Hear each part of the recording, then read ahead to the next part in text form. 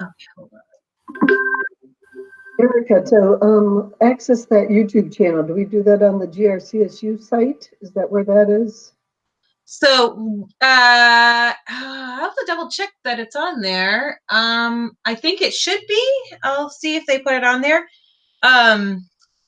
Yes, and I can also send you that link. I can do that right now and put it in the chat. I'm sure you've already sent it out, but with Yeah, the that's okay. gazillion emails we've gotten, who knows where it is. Oh, I know. It's like you think you have cleaned out your email box and then suddenly it's like a bombardment of everything. So let me grab that link right now. I'm going to put it in the chat. So those who are joining, I'm just putting the YouTube channel, the DRCS YouTube channel in the chat box in case you wanted to get that link. And then if you click on that and log in with your email account, you could subscribe to it so you can always know where to get it if you go into your own YouTube and go to subscribed channels.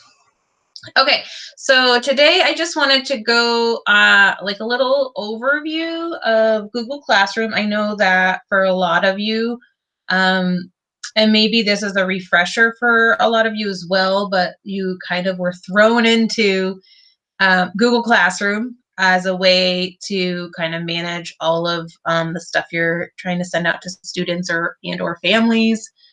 So I just thought it would be a good idea to show you what's all in Google Classroom. They update things here and there, and kind of the capability beyond just like posting assignments and stuff. Is there anyone on here that has never used Google Classroom or has yet to like start a class? And Jen, okay, I see Jen. Okay. So I'm going to share my screen. So I'll, where is it? There we go.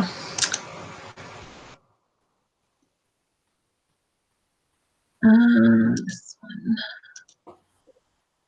I did look at some of the tutorials for me so that I could not be quite behind the 8 ball. Okay. All right. Good. So, so Google Classroom, just so we know, it's kind of like can you see my class? It's called Test Class. Does everybody see that? Okay.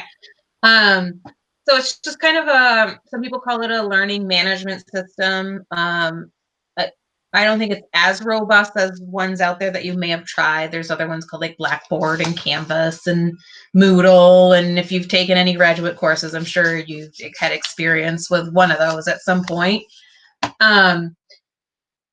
It's quite more basic than that, which can be great and not so great at the same time. So this is a class I created, and I'm just going to go back to the beginning to my home. So I have a lot of classes because teachers have invited me to classes because I said you may put me on your classroom if you would like. It's just sort of an extra measure. So if you have a Google Classroom, I suggest that you either have teamed up with someone in your grade level or content area to help in case you get sick or if they get sick, that you can kind of be in their classroom to help facilitate things.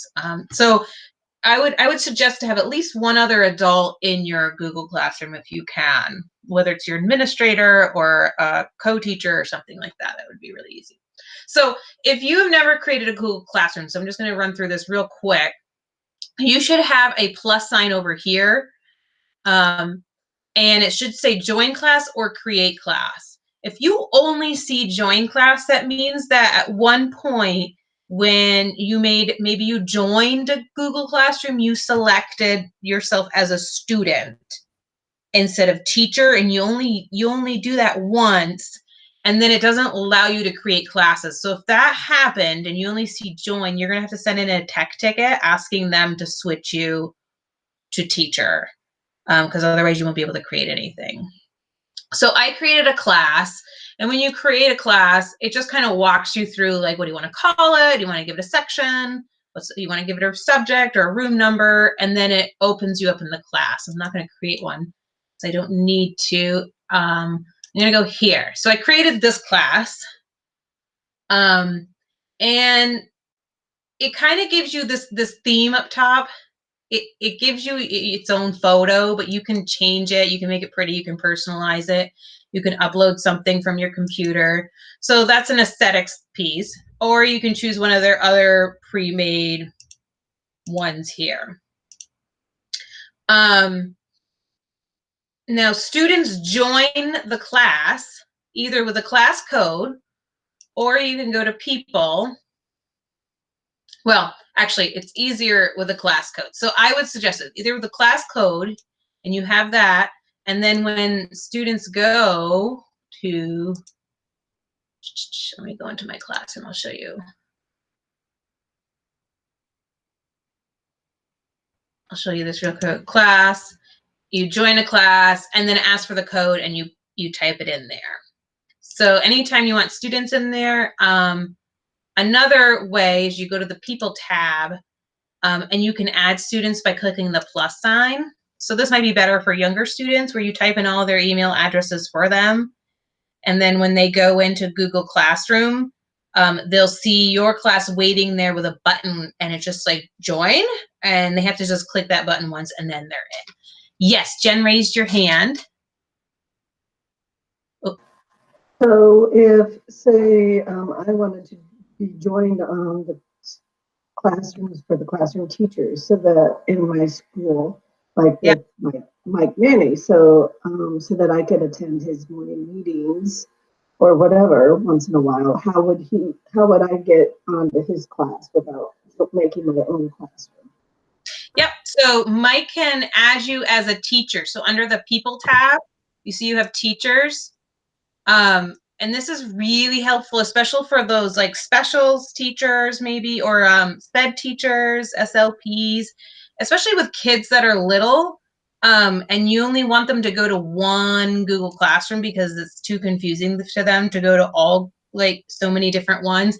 And also, if you're a SPED teacher and you're on the Google Classroom, it's not like you're creating a Google Classroom just for your SPED kids, because that, I guess, kind of violates a little bit of privacy, so that you are here, and then you can just assign things to that your individual student. I'll show you how that works. So you add members here. You type in their email address, and then they act as teachers, and they can either just watch what's going on, or if they need to assign something, they can assign something. Yes, Mike has his hand raised. Hey, I'm sorry. It was a comment to Jen. Jen, I'm sorry I never added you. I'll do that now. Bye. Oh. Thanks, Mike.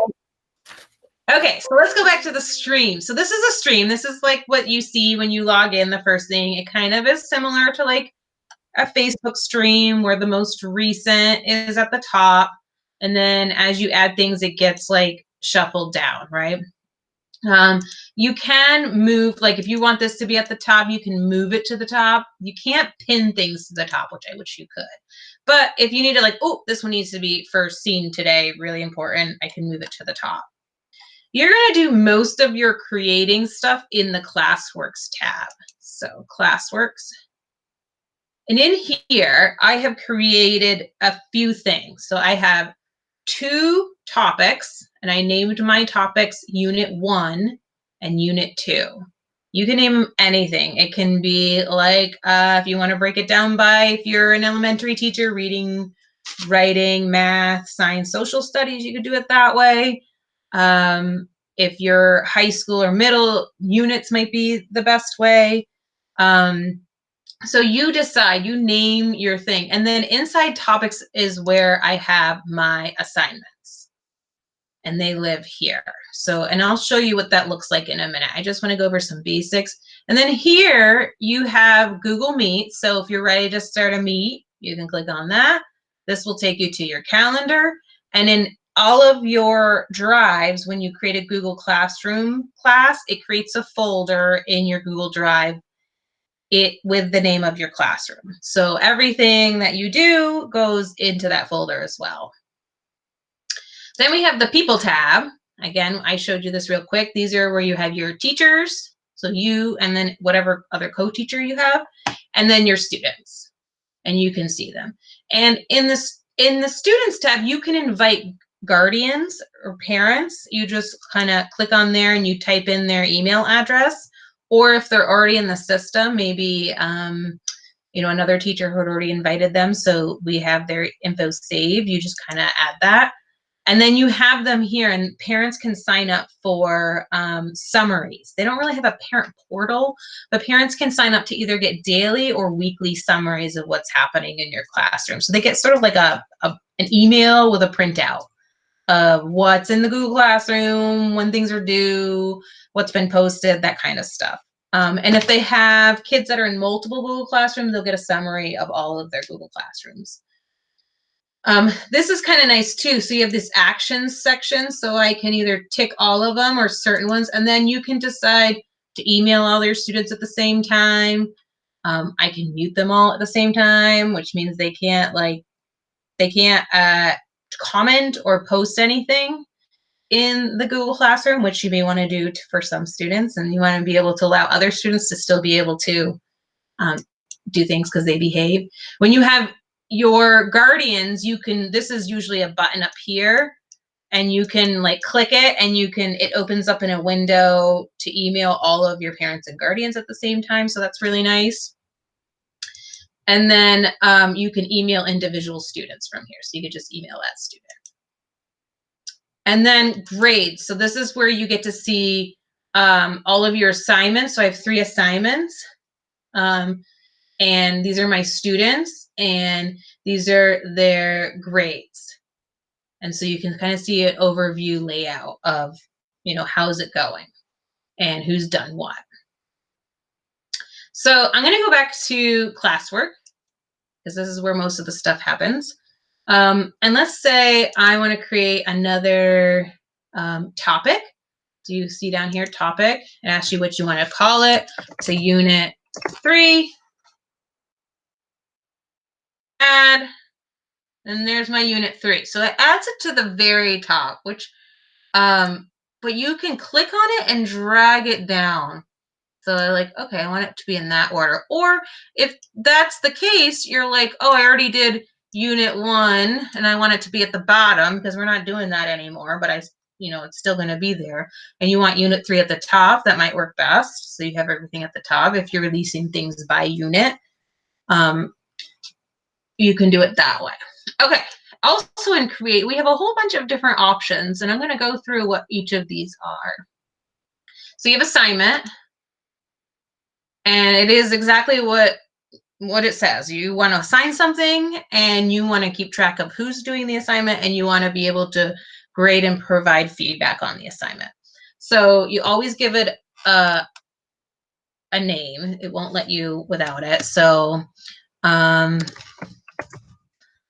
going to call this assignment 1 because it's going to be in Unit 1, Unit 3. Okay. You can add some instructions. And then here you can add a whole bunch of different things. You have options. You can go to your Google Drive. You can get a link. You can go click any file. YouTube, you can do that. You also have the Create button. So then you can create things right in here. Let's say you haven't made that doc yet that you want them to have. You can do it right there.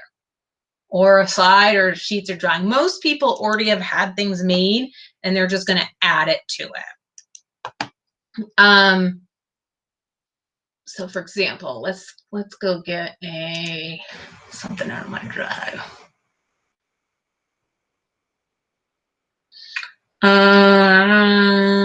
Oh, here's a fake quiz I did. Actually, let's do this. Okay, so I'm going to add this, and I added it. Now I have a choice here. So I added a Google Doc, and it's this doc I made ahead of time that I want students to either, that I probably want students to type in. Maybe I created a template for them and they have to fill things in, or I just started the doc, and the great thing about it is once I assign, it'll attach their name to it so I can see, so it'll have the document title and then their name to it. And you have 3 choices. Students can view files. So if you only want them to read something and not mark it up at all, students can view, and they're all looking at the same document. If you want students to edit that one document, like maybe they're working on a project together, students can edit file. Most people don't do this because it gets a little messy, because kids can delete things and they delete it for everyone.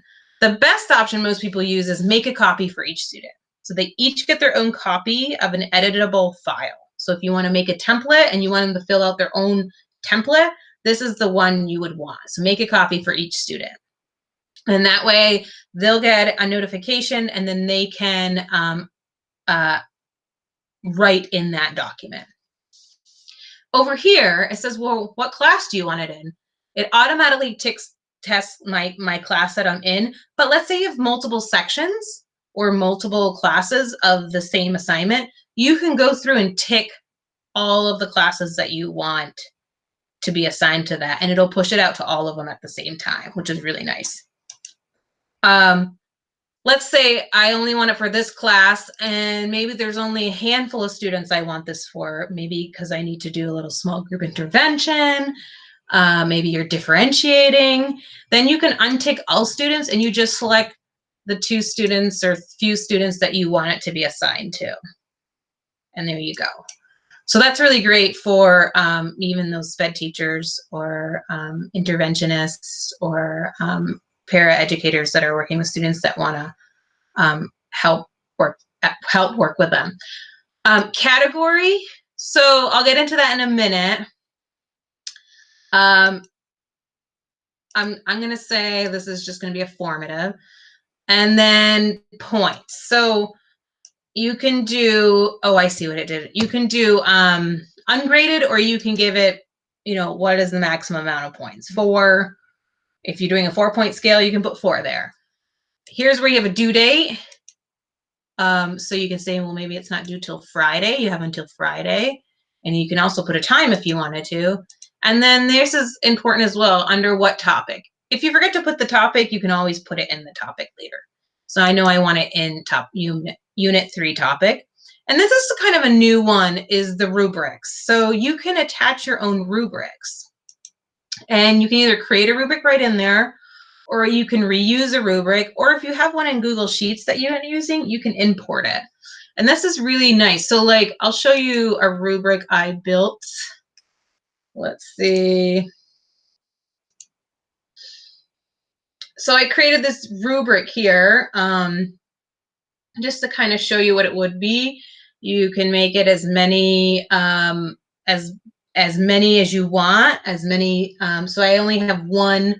I have Unit 1 indicator, and then I have my scoring rubric, which is really great. So when you go to score that, you'll have this rubric as an option, and you'll be able to click on the column that the student, you believe the student was able to do. So I'm going to select that.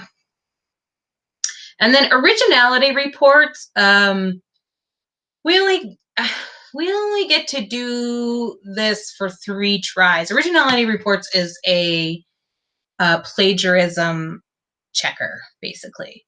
And because we only have Google Suite for education and not the enterprise, it only allows you to do 3 originality reports a class. So if it's something that you think is a really big deal and you want to check, make sure there's no plagiarism, reserve that for really important stuff. You want to use that, but you would tick that and it would run through and let you know, like, oh, I found this exact same phrase over here. Okay, so then when you're ready, you click the assign button. You can also schedule, so maybe you're not ready to have this be pushed out just yet because you don't want to overwhelm students. So you could build a whole bunch of assignments and not push it out just yet, because otherwise students will be like, oh my God, what did you just do? Or you can save it as a draft if you're not, like, you're still working on it. I'm just going to hit assign. And it's thinking. There we go. So now I have that assignment here. I can see it's a formative because I said it was a formative, and I can see my other assignments that I tagged to either formative or summative. Now, how I did that was you have this wheel here. It's a details. This is where you can change any of the stuff you had in the beginning, but then you have a little bit more. This is your class code. Stream. I set it to students can only comment. It's automatically set to students can post and comment. So that means they can post things and they can comment on posts. So it depends on your students and how much you feel they can do. If you know, some teachers like to I'll give it a shot and see what happens. And then some students abuse it. And that's when you can go into the people's tab and mute those kids that are not following the rules if you wanted to. So then there's different views. You can show a condensed notification or you show attachments and details. I think it's automatically with condensed. I switched to attachment and details. And then there's a couple other things. You can do guardian summaries. I'm not going to do that right now. And then here is the newest feature, is the Google Meet. So I know a lot of you are using Google Meet. So you can toggle this on. I think it might be toggled off to begin with. And when you toggle it off, it disappears from the top of our Google Classroom. I wonder if I can go in here. So this is our Meet link here. And when students are in Google Classroom, that's toggled on, they will be able to see it. They'll see it in the exact same spot you see it.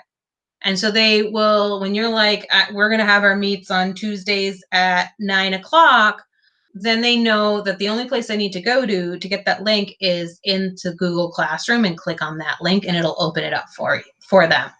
The really nice thing about this is you can toggle the visibility on and off, but also if you're setting this through Google Classroom, they can't join the Meet without you in it first.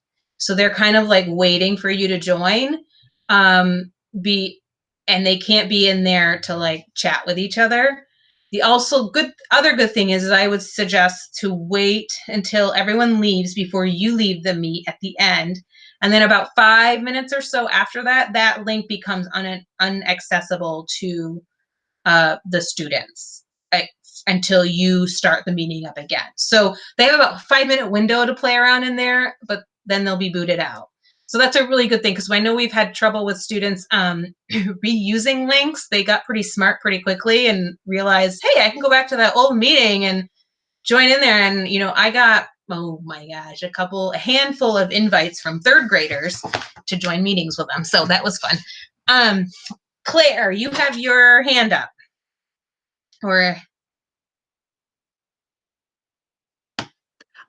when you're going back to the students can post and comment thing, I was doing a thing where every student had to answer a question every day, and I would get this long list of kids answering. They wouldn't answer each other, but they would do nonsense. They would answer 3 or 4 times.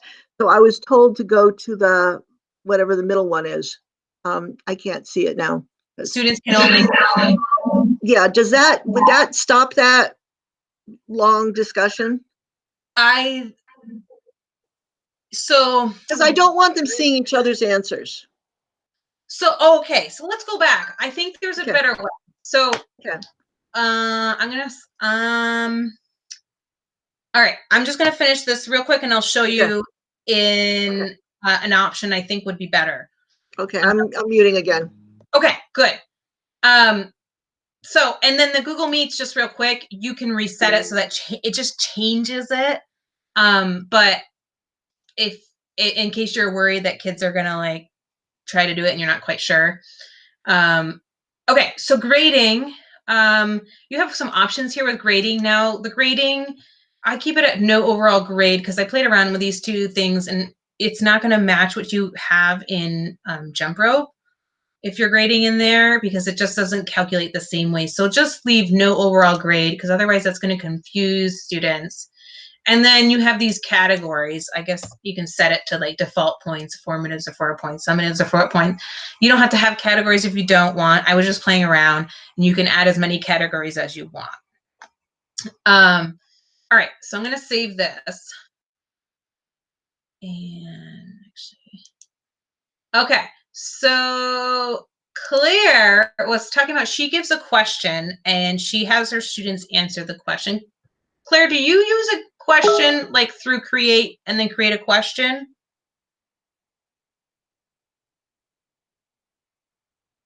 Sorry, I was using it as an assignment because I wanted them to do it, but I Okay. could do it as a question also. So a question, it acts like an assignment.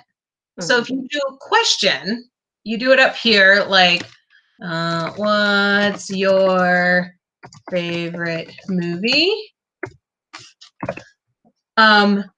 And then you can attach things if you want them to. You can do multiple choice or short answer. So if you wanted to choose A, B, or C, they could, or they have to type something in. Again, you can go through and choose, what classes you want them to do. Oh, there we go. I'm going to put this under Unit 3. And then you see here, students can reply to each other and students can edit answers. So you could untick that if you don't want them replying to each other. And then you ask. Okay. And now what it does is it acts just like an assignment. So I can see how many people that turned in would be, how many people have responded to that question. Froze. Oh, am I frozen? Can you guys hear me?